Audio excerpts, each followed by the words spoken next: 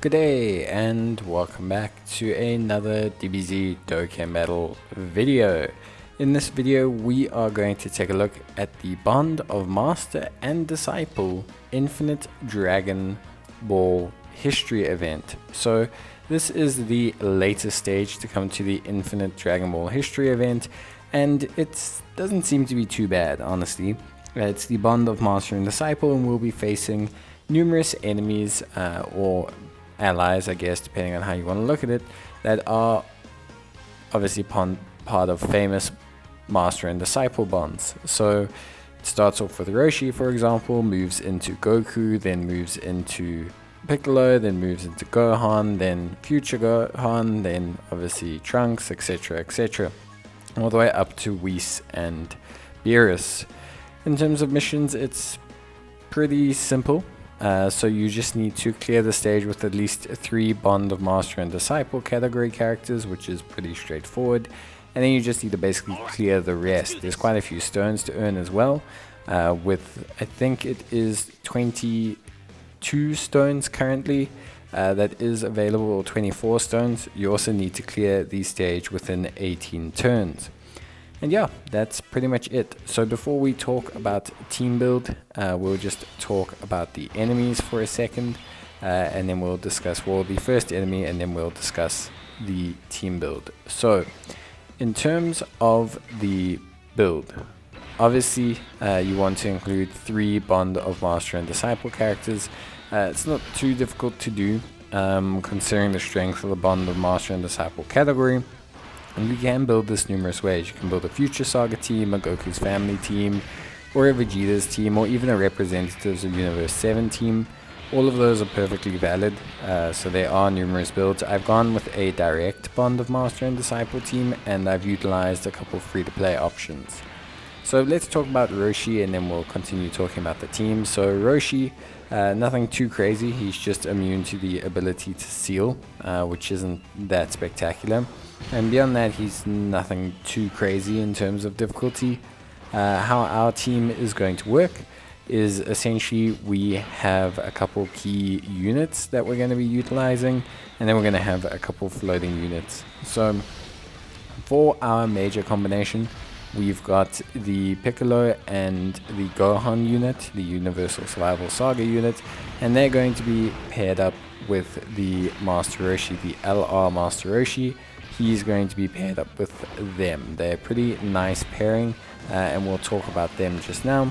In the other rotation, we are going to mainly, for the most part, once it gets going, we're going to have the Future Gohan, the Sai Easy Future Gohan. We're going to have him, and we're going to have the Tech Trunks, the Tech Transforming Trunks. For a brief period of time, we will also have the LR Trunks and Gohan. They are our friend lead that we are utilizing, and then as our category lead we are utilizing the Power to Protect AGL Kid Gohan. Now there's a couple units you can use as leader, so it's nothing too crazy, so you shouldn't really feel like you have to use the AGL Gohan. Mine is 55%, it's the only Bond of Master and Disciple lead that I have that isn't the summonable LR. So I decided to go along with them. But you only need 3 units, so you can really build your team however you wish. I just thought this team build here allows us to utilize the Master Roshi unit and allows us to utilize the Oob unit. So I thought that would be something that's pretty cool.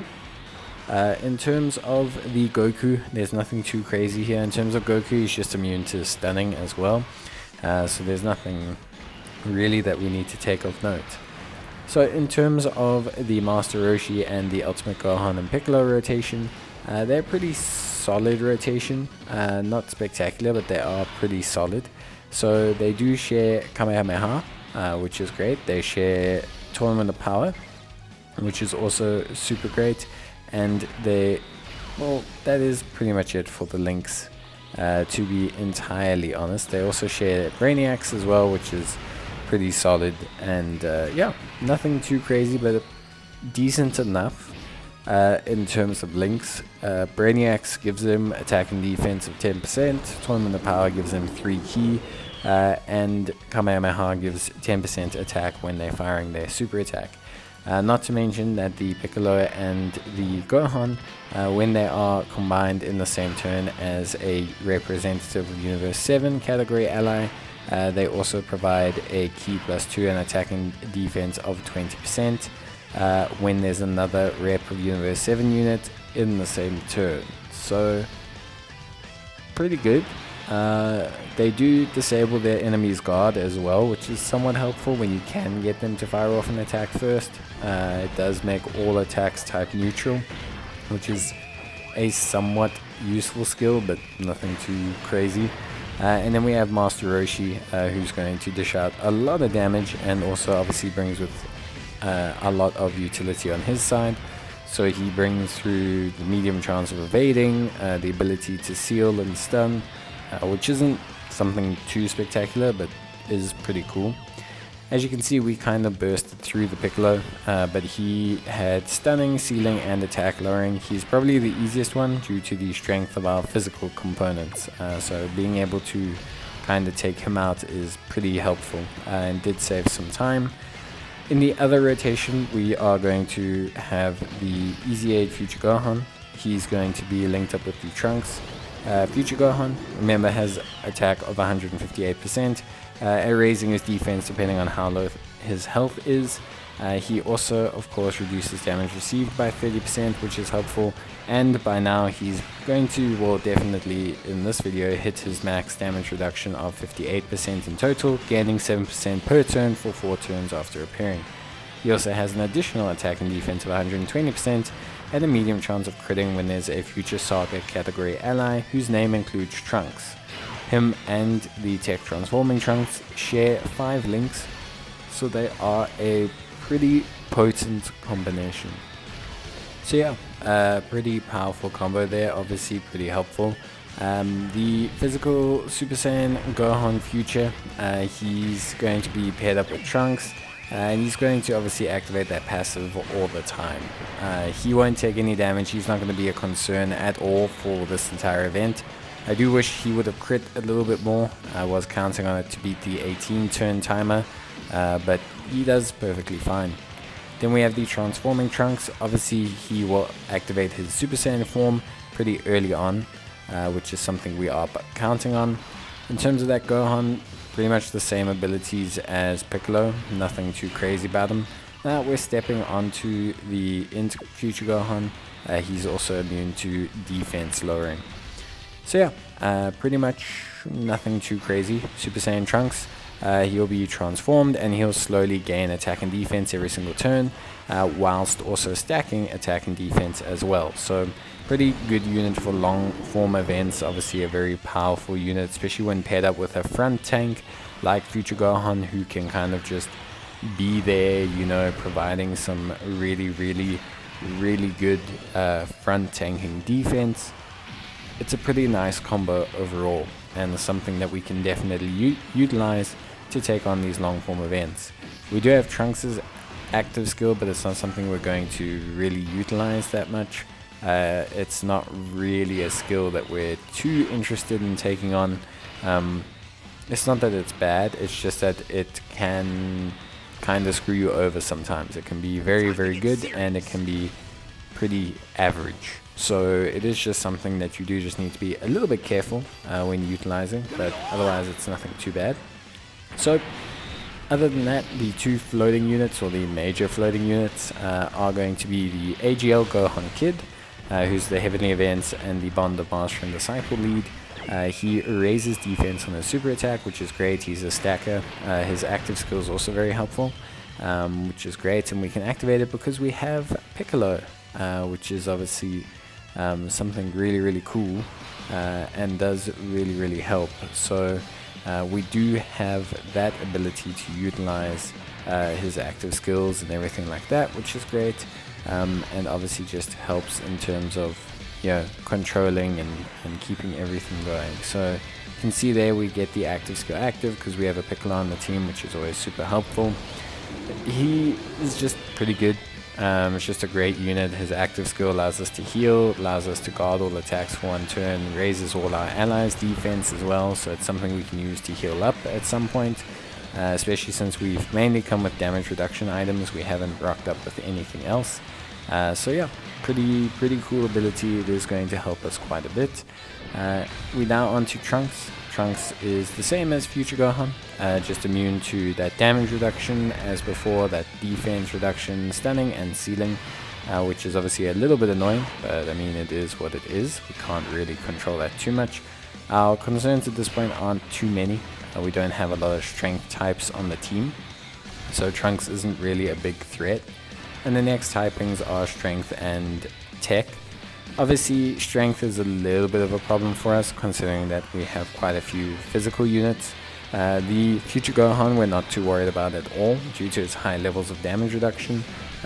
But definitely the Master Roshi could possibly take quite a bit of damage. So it is something we do want to be somewhat wary about. We don't want to just walk in there Hail Mary. We do need to be a little bit concerned. And then our final unit that we have is the Remaining Hope LR. Obviously a great unit. They have their active skill, they have their revival skill, they do decent damage in base form, they do a lot of great damage in their transformed form.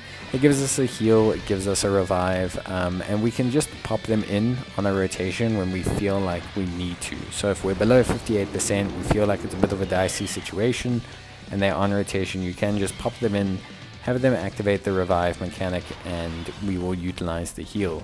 And you will see me utilize that at a certain point, because it does help a lot. It gives us a little bit of health back, which is always great, and also just pushes us over onto the next turn, which is also something super helpful. You'll see here that I haven't used an item yet. Gohan, not going to take too much damage. He's got his 58% damage reductions. Shame that he didn't get to fire off his super attack. He probably wouldn't have taken like any damage from that. Gohan's just really nuts defensively, and so we're not really going to have too many issues if he's the unit that's going to get supered. At this point our damage is a little bit low. The main reason being is that the AGL Kid Gohan, although a very good unit, does only tend to hit these monstrous, especially at 55%, does tend to only hit these monstrous attack stats after taking an attack, and with him floating we can't get those attack stats, so we're really kind of losing out a lot of DPS there. And then in terms of the second rotation, we are also losing a little bit of DPS because the Gohan and the Piccolo unit, although a good unit and a unit that pairs well with Master Roshi, are kind of capped out at like 1.7 million, and because we can't stun the units anymore, we cannot actually activate their guaranteed criticals, so we're not able to really generate a good amount of critical hits, which is kind of preventing us from, I would say, doing as much damage as we would like, which is obviously just something we have to deal with. It would be aided if we had dupes, but we unfortunately do not, so yeah.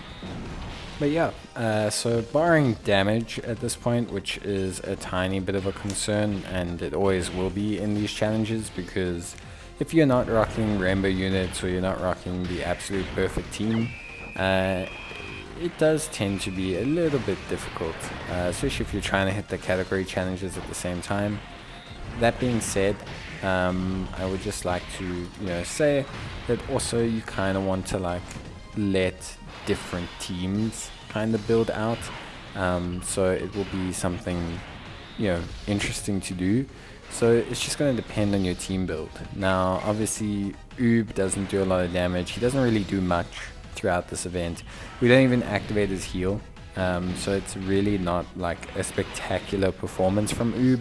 It's not like, wow, we really needed Oob to get through this event. So you even just replace him, say, with a better damage dealer overall, just a stronger unit, a unit that just does better damage, you will probably make it within the 18 turns. Like, it's really not that big a deal.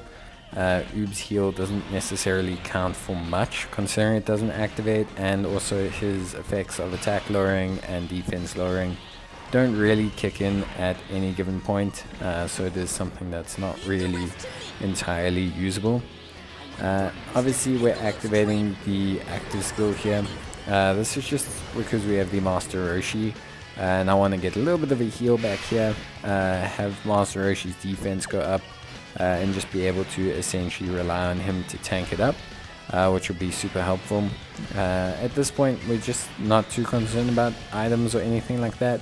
Obviously everything's going pretty fine, but it is just nice to use the active skill, get the heal in, one of our 2 heals, and then obviously just hopefully finish off Whis, and then we'll be able to kind of push on from there, and possibly, you know, push through and get some really good damage going. So yeah, of course we don't get any crits or anything, which is a bit of a shame, but it is one of those things. But the goal is ideally to transform the Gohan and Trunks unit, or sorry, exchange the Gohan and Trunks unit into Gohan around about earlier into the stage. The increased damage would have helped a lot in terms of preventing, you know, just the overall kind of state that we're in. The increased damage would have been good against Whis, especially because it's type advantage, and we could have considered trying to get that transformation earlier, but the situation never really presented itself. If it had, we would have transformed them and then possibly had a bit of a better time against Whis, increased our damage against them, but it's really not too much of an issue. We don't have a big problem against Beerus either. We don't have a lot of AGL units, our only AGL unit being the LR, Gohan and Trunks unit, who are pretty powerful defensively. We have their revive skill still, we have a lot going on, and obviously we have the AGL Kid Gohan, who's also floating but also has been stacking his defense, and so should be quite fine. We are using a Whis item just to obviously have the extra damage reduction. Beerus does hit pretty decently hard. I mean, 203,000 on Master Roshi, who's got a very decent amount of defense. Not, you know, he's not a brick wall or anything, but he has a very decent amount of defense. And, you know, he does have evasion, so 203k is quite a bit. Kind of shows me that we do need to obviously make sure that we activate our, you know, skills, and that we make sure we use our items. It's probably going to get us through. Oob, you know, does okay. He's never really in a situation where he's going to take a lot of damage, so it's kind of difficult to measure up how much damage he's actually taking or what his defense holds up like in this event. It's not really something that we're able to really test here, but like I said, if you are going to replace a unit, I would definitely consider replacing Oob as the primary unit that I would replace. He's probably the first point of call for replacement in this team. I think it's just best overall. I think generally speaking it's like a good sign. To replace him, you're just going to get more damage, you're going to get more production, you're going to get a lot more than if you stick with him in the team. Everyone else is pretty good. There's obviously replacements for every unit, so you know, you can use whoever you want. But yeah, everyone else I would say is honestly perfectly fine. Very much optimal for the team, more than happy to run them. You can see here we're going to activate the active skill, get the exchange going, and then we're actually going to place them in the last slot. It's a little bit of a gamble because obviously Master Roshi could technically have been hit with a super attack, which would have probably killed us, but honestly it was more than fine. Like, we were more than fine to push on through. We weren't really suffering at all, so it's okay. Like, it is one of those things. You do take a little bit of a gamble, but honestly I didn't see it as being a huge issue. I thought honestly we would be more than fine, so it's great and it's fantastic. So yeah, that's pretty much going to be it though. I do think, if I remember correctly, we do finish him on this turn. The Dokkan attack does help. So we've got a revive and a heal at the same time, which actually isn't ideal.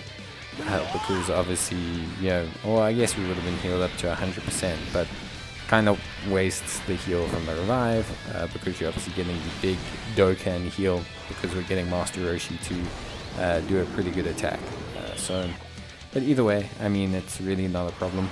Nice huge attack from Master Roshi. we get a nice follow-up attack, and then we're going to finish them off with the transformed LR, which is something pretty cool. And yeah, that's pretty much it for the team build, the video, the challenge, and everything.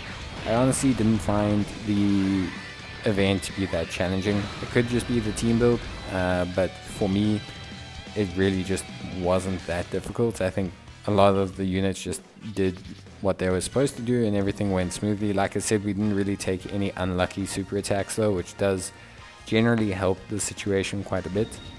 But even then, I think all of our units did fine, especially considering we took quite a few 55% units in there.